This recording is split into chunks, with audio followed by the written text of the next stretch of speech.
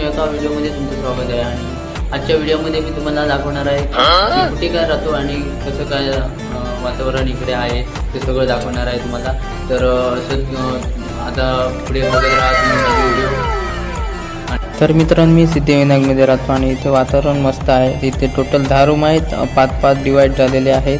तर मी नव्या रूममध्ये राहतो आणि इथून टेरेसवर जायला भेटतं आहे. आणि इथे वॉशरूम आणि टॉयलेट आहे.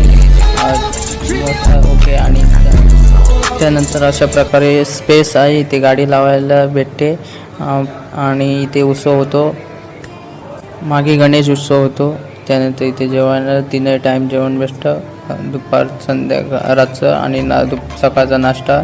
त्यानंतर इथे मंडप बांधकाम चालू आहे. गणेश उत्सवाचं डिसेंबर महिन्यामध्ये असतो 7 दिवस. त्यानंतर मुलींसाठी वरती बांधलेलं आहे आणि इथून आपल्याला एंट्री आहे. तर आता मी तुम्हाला आमचा रूम कशा प्रकारे आहे तो दाखवतो. तर मित्रांनो, अशा प्रकारे आपला रूम आहे. ती विंडो दिसते. त्यानंतर इकडे कपडे घालण्यासाठी ठेवण्यासाठी जागा.